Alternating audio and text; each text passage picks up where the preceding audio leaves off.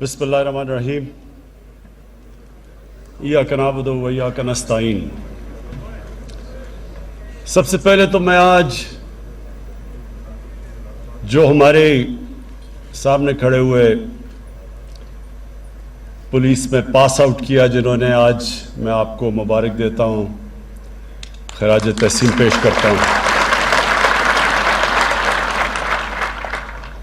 میں آج اس لیے خاص طور پہ یہاں آیا ہوں،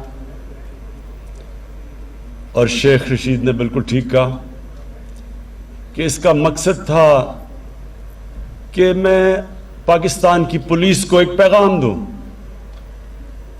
اور وہ پیغام یہ کہ جب تک ایک قوم کی جان اور مال کی حفاظت نہیں ہوتی وہ قوم ترقی نہیں کر سکتی۔ جو بارڈرز پہ قوم کی جان اور مال کی حفاظت کرتی ہے وہ پاکستان کی فوج ہے، اور جو اندر ملک کے جو سیکیورٹی دیتی ہے ایک قوم کو، اور جو ایک انویسٹر کی، ایک بزنس مین کی، ایک شہری کی جو پروٹیکشن دیتی ہے وہ ہے پولیس۔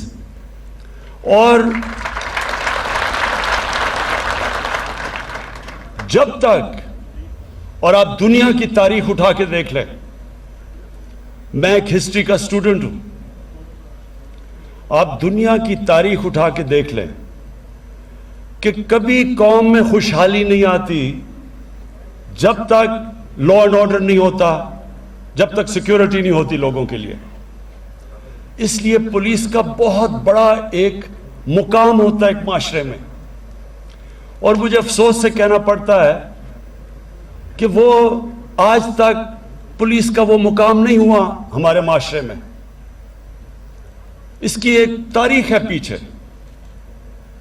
غلامی کا دور تھا، انگریز کی پولیس تھی، تو انگریز پولیس سے غلط حرکتیں کرواتا تھا، لوگوں کو دباتا تھا، لوگوں کے حقوق ختم کرتا تھا، پولیس سے لوگوں کو خوف تھا۔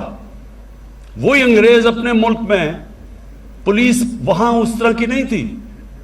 اپنے ملک میں جو پولیس تھی وہ شہریوں کی دیکھ بھال کرتی تھی، شہری اس کو اپنا سمجھتے تھے، لیکن کیونکہ یہاں ہمیں غلام بنایا ہوا تھا اور حکومت کرتا تھا تو پولیس کا رویہ یہاں مختلف تھا۔ میں آج اس لیے آیا ہوں، میں یہ چاہتا ہوں کہ قوم ہماری پولیس کو پسند کرے، اپنا سمجھے، پیار کرے ان سے۔ ہم جب پختونخوا میں ہماری حکومت آئی 2013 میں، تو سب سے زیادہ جو دہشت گردی تھی وہ پختونخوا کی پولیس کے خلاف تھی۔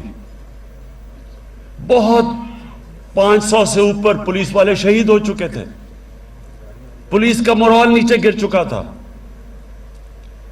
لیکن وہاں کی پولیس جس طرح تبدیل ہوئی ہمارے دیکھتے دیکھتے، جس طرح اس پولیس نے پھر دہشت گردی کا مقابلہ کیا، اور پھر ایسا وقت آیا کہ پشاور کے شہریوں نے، مردان کے شہریوں نے پولیس کی حمایت میں جلسے کیے، جلوس نکالے۔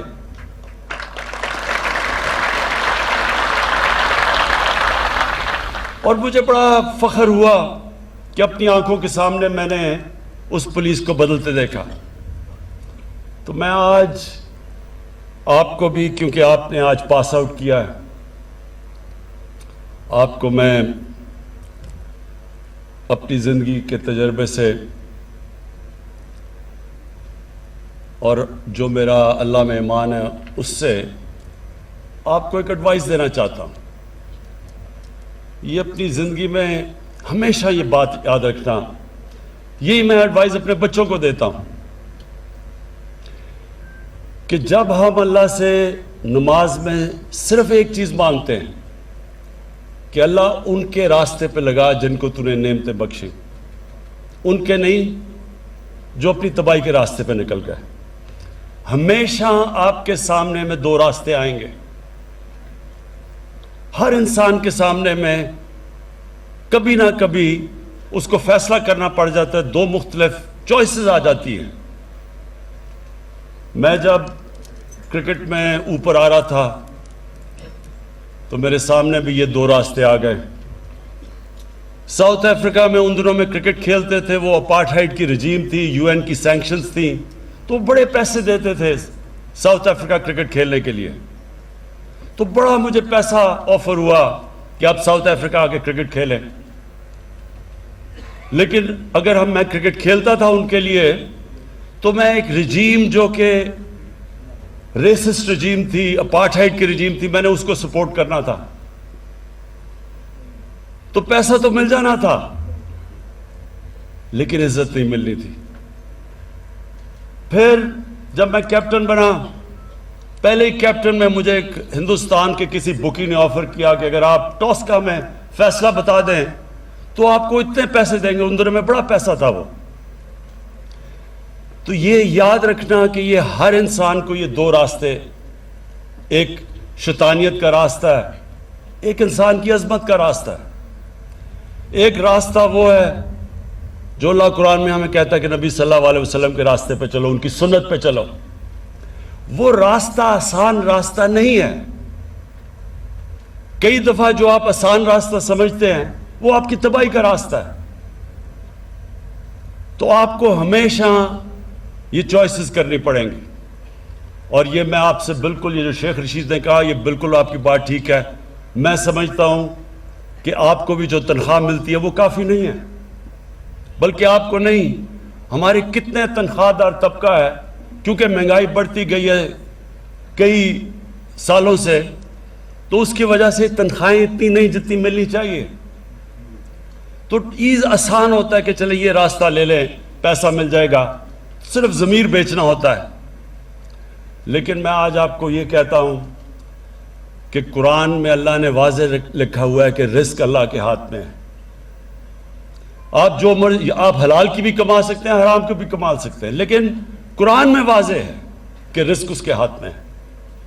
میں نے اپنی زندگی میں دیکھا, اور شیخ رشید نے بھی اسی ٹائم پہ دیکھا ہوگا, وہ سیاستدان جن کو اللہ نے اتنا موقع دیا, ملک کے سربراہ بنا دیے, اور ان کے سامنے بھی یہ دو راستے تھے. وہ بھی حلال کی کمائی بھی کر سکتے تھے, اور بہت بڑی ایک عزت ہوتی ہے ملک کا سربراہ بننا. لیکن جس راستے پہ وہ نکل گئے, آپ کے سامنے آج وہ عبرت کا نشان بنے ہوئے ہیں.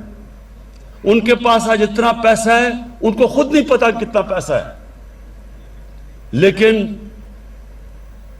کبھی ہسپتالوں میں جا رہے ہیں, کبھی ملک سے باہر جا رہے ہیں, کبھی بچے باہر جا رہے ہیں, بچے باہر بھاگے ہوئے ہیں. کئی بچے کو جھوٹ بولنا پڑ رہا ہے باپوں کی چوری کو بچانے کے لیے. کیا فائدہ اس پیسے کا؟ یہ پیسہ اللہ کا عذاب ہے.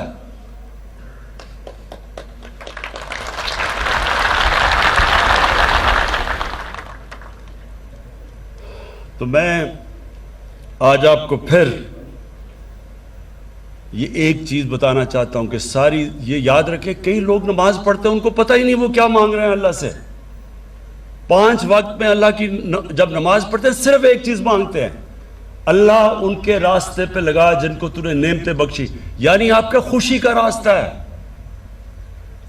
جو نعمتیں جب اللہ کسی پہ بخشتا ہے وہ سب, اس کو تو اندر سکون مل جاتا ہے.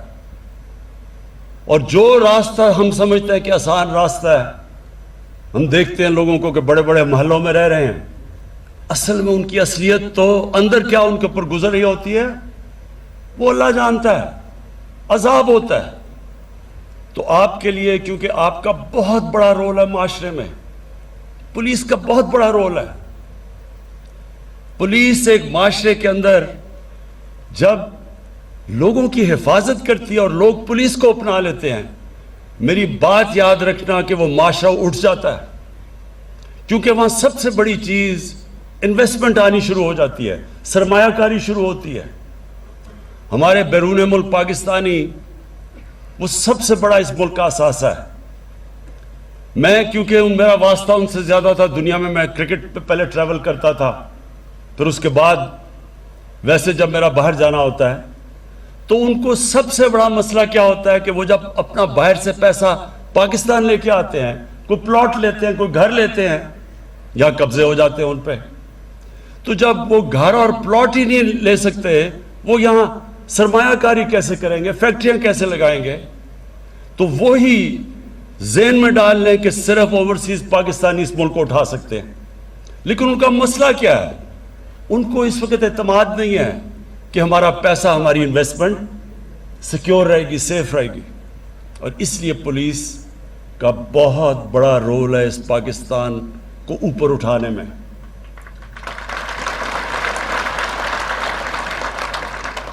میں آپ کو آج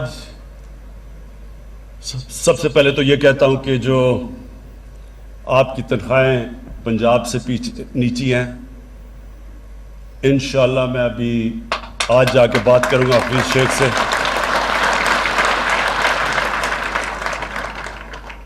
میں آپ کو یہ سب کو بتا دوں کہ یہ ملک، ہم جب پچھلے 2 سال سے جو ہمارے معاشی حالات ہیں، سب سے بڑا مسئلہ کیا ہے؟ ملک کے گھر کی طرح ہوتا ہے، گھر مقروض، سب سے زیادہ قرضے چڑھے ہوئے ہیں. تو جب ایک گھر پہ قرضے چڑھتے ہیں تو کیا کرتا ہے گھر؟ ہر گھر میں کبھی نہ کبھی مشکل وقت گزرتا ہے. تو جب قرضے چڑھتے ہیں تو گھر اپنے خرچے کم کرتا ہے جب تک اس کی آمدنی نہیں بڑھتی. تو جب خرچے کم کرتا ہے تو تکلیف ہوتی ہے لوگوں کو. ہم نے بھی میں نے اپنے آفس کے، پرائم منسٹر ہاؤس اور پرائم منسٹر آفس کے 60 سے 70% خرچے کم کیے ہیں. ہم نے فیڈرل گورنمنٹ نے 40 ارب اپنی فیڈرل گورنمنٹ میں خرچے کم کیے ہیں. کیوں کیے ہیں؟ کیونکہ ہم نے بیلنس کرنا ہے. ہم قرضوں پہ گزارا نہیں کر سکتے. اور میں بڑے فخر سے آج کہتا ہوں کہ جو 2 ہمارے سب سے بڑے مسئلے تھے، ایک ہے کرنٹ اکاؤنٹ ڈیفیسٹ، یعنی کہ جو پیسہ ڈالر ملک میں آ رہے ہیں اور جو باہر جا رہے ہیں، یہ 5واں مہینہ ہے کہ وہ 17 سال کے بعد وہ سرپلس میں چلا گیا. اور دوسرا جو ہماری آمدنی اور خرچے اندرونی ہیں، اگر ہمیں قرضوں کی قسطیں نہ ادا کرنی پڑیں تو اس میں بھی ہم نے اپنا بیلنس کر لیا، یعنی کہ ہم تھوڑا سرپلس پہ ہیں. یہ بہت بڑا 2 سالوں میں ہماری گورنمنٹ نے، میرے خیال میں یہ بہت بڑا کارنامہ انجام دیا. کوئی نہیں سمجھ رہا تھا کہ 2 سالوں میں یہ ہوگا. لیکن جب تک ہماری آمدنی نہیں بڑھتی تو ساری قوم کو کہتا ہوں تھوڑا صبر کرنا پڑے گا آپ کو، کیونکہ انشاءاللہ جس طرح آگے حالات ہمیں نظر آ رہے ہیں، ہمارے ملک میں اللہ نے سب کچھ دیا ہے. صرف ہم نے اپنی مینجمنٹ، گورننس سسٹم ٹھیک کرنا ہے اور یہ ملک اٹھ جائے گا. اور انشاءاللہ ہمارے پاس اتنا پیسہ ہوگا کہ پولیس کو ہی نہیں، آپ کی تنخواہیں پنجاب نہیں، سارے پاکستان میں پولیس کی بھی تنخواہیں بڑھائیں گے. اپنے جو ہمارے سارے سرکاری نوکر ہیں، بیوروکریٹس ہیں، تنخواہ دار ہیں، انشاءاللہ سب کی تنخواہیں بڑھائیں گے جیسے جیسے آمدنی ہماری بڑھتی جاتی ہے. لیکن میں 2 چیزیں آج کہنا چاہتا ہوں اسلام آباد پولیس کو.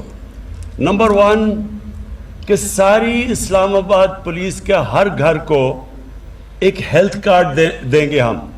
ہیلتھ کارڈ کا مطلب کہ ہر گھر کے پاس ایک ہیلتھ انشورنس ہوگی، اور انشاءاللہ 10 لاکھ روپے کی ہر پولیس کے گھر کی ہیلتھ کی انشورنس ہوگی کہ 10 لاکھ تک کسی گورنمنٹ یا پرائیویٹ ہاسپٹل میں آپ اپنا علاج کروا سکیں گے.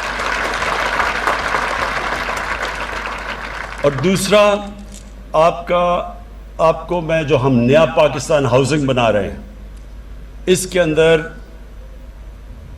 جو بھی تنخواہ دار، اور خاص طور پہ شروع آپ سے کریں گے، اسلام آباد پولیس اور آپ کے اسلام آباد میں جو فیڈرل یہ جو ہمارے سرکاری نوکر ہیں، ان سب کے لیے ہم اب وہ کرنے جا رہے ہیں جو کبھی پاکستان میں پہلے نہیں ہوا، کہ سرکاری نوکر جو اپنی تنخواہ سے جو کرایہ دیتے تھے، وہ کرایہ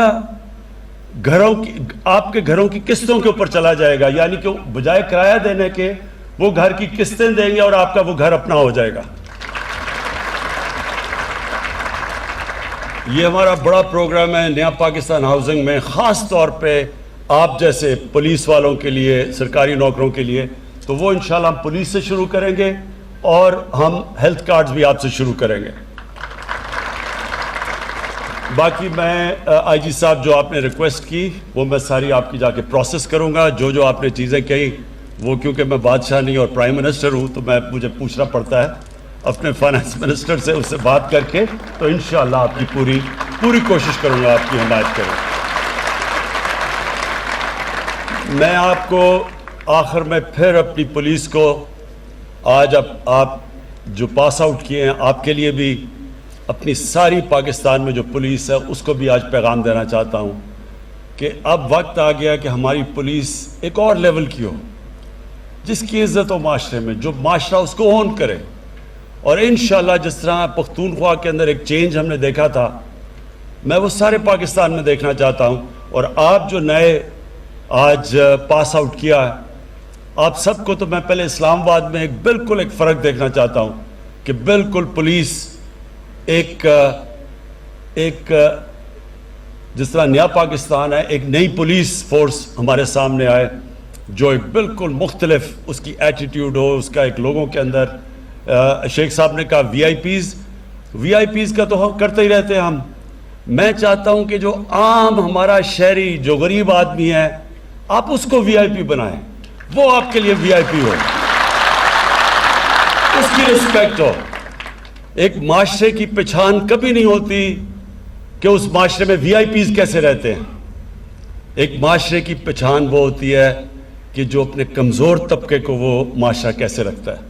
اور انشاءاللہ آپ کی ایٹیٹیوڈ جب میں دیکھوں گا اپنے غریب لوگوں کی طرف آپ کی ایٹیٹیوڈ کیسی ہے, اور اس کے بعد پھر میں اگلی بھی آپ کی پاسنگ آؤٹ پریڈ پہ آؤں گا اور آ کے پھر بتاؤں گا کہ ایک سال میں کیا فرق پڑا ہے. بہت بہت شکریہ.